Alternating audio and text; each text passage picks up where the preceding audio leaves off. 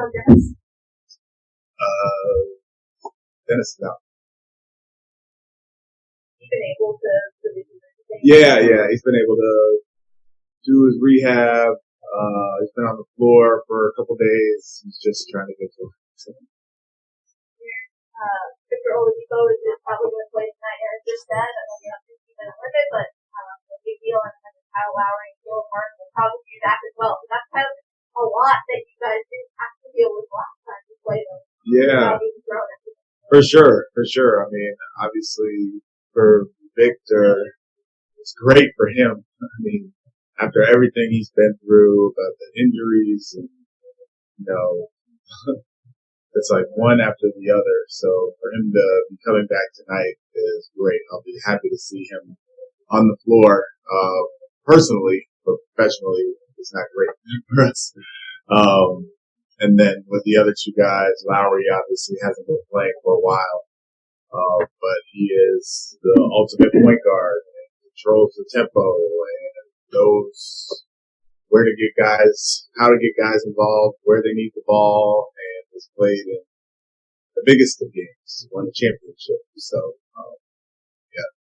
having all of those guys, including Martin, who's a big part of what they do, it makes it different than just even the preparation that we had this morning. How were you able to actually take away from the first meetings you had with the team when they were just, at the time, decimated with injuries and COVID? Although they still play the same style, some of those guys, I think, signed the day of the game. So how much were you able to actually take away from that? Yeah, not much. They have a way of playing for sure, and they continue to do it. But that game was just so crazy. It was a long time ago. Number one, and number two, with the guys that they had just signed off the street, basically, and just trying to fill the roster at that point of the season. It was hard for everybody. COVID was raging through every team, and they got hit the hardest right before our game. So not much. Back to last night's game. What's the next step for this? How do you carry that over the next game? Yeah, for us, it's the consistency. It's being able to, like you're saying, being able to do it 2 nights in a row, or for a week straight, or for a month straight. Just having that same energy and effort. Not necessarily will be every game where we're going to have 3 guys who score over 20 points, but the defense can be consistent. And as I told the guys this morning, this is the way we played last night. It's sustainable and it can be repeatable if we want it to be. We just have to make sure that we're on it the way that we were on it last night as far as our approach and our everything. How Dennis and Eric, what are you looking for from your young guys? I mean, it's going to be simple as far as play calls and whatnot, but getting us organized, getting the ball over the floor quickly, establishing ball pressure on the defensive end.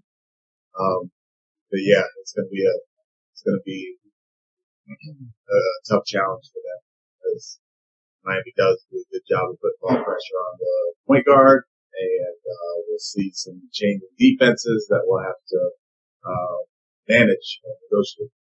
Coach, good seeing you, first of all. What's the growth been like for you two young guards throughout this year? Oh man, it's been really good. It started off kind of shaky and rocky, and slowly but surely they are developing into a pair that can play together well. They individually, Kevin has done a much better job of taking care of basketball. He's done a much better job of finding his teammates. I think he had 12 assists not last game, but 2 games ago. And then Jalen Green is slowly but surely creeping up as far as his scoring, his shot quality, his finding his spots, whether it's in transition or coming off pick and rolls or reads. And then the defensive end, both of them have just improved a lot as far as their attention and knowing what they're supposed to do and knowing where they're supposed to be and fighting through. So for both guys has been definitely, we are miles away from where you last saw us. As a follow-up to that, are they getting it mostly from you and your coaching staff, or is there some veteran leadership that's helping in their development? Yeah, I mean, it's myself and our coaching staff, John Lucas in particular.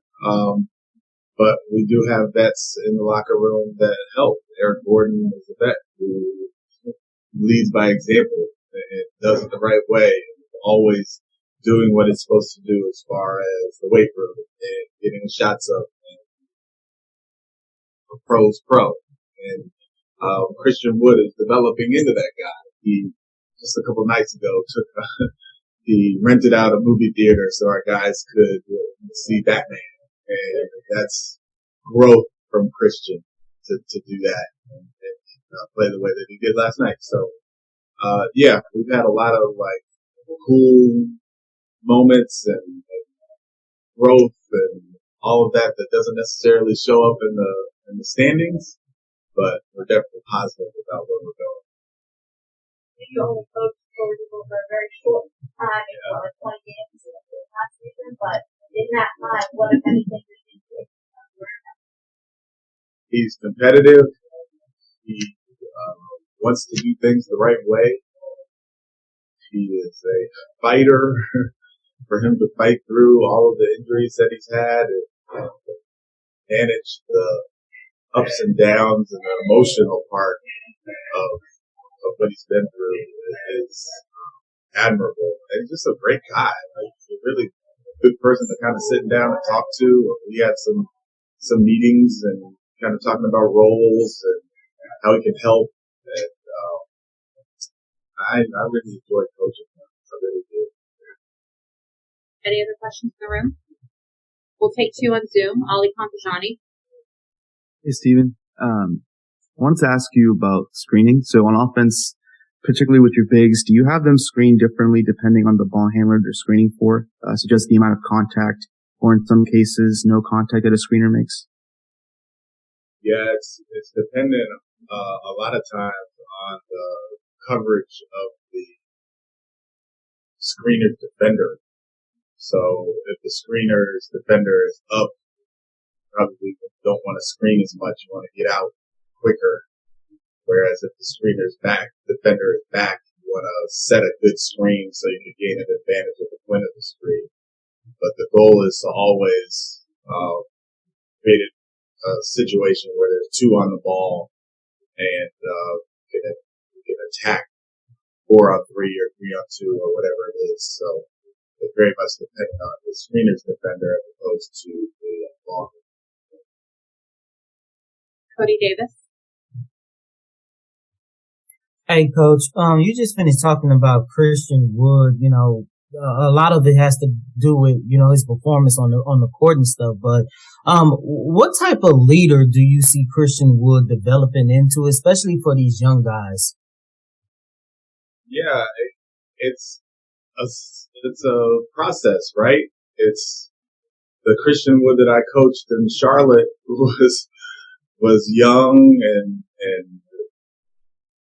didn't really have an attention to detail and was just trying to make it, and then he bounced around a little bit and then found some success in Detroit and then came here and found a little bit more success. And as he has found more success, he's had more responsibility. And with that responsibility comes what you're talking about is the leadership part. And it's a work in progress. Like, he is still young in the world of the NBA and still developing in the world of the NBA, but him doing things the right way, him taking his teammates to the side, him spending time with his teammates, all those things are important for the growth of him and his success and his growth and his leadership style, which is kind of in progress right now, but also the growth of our team.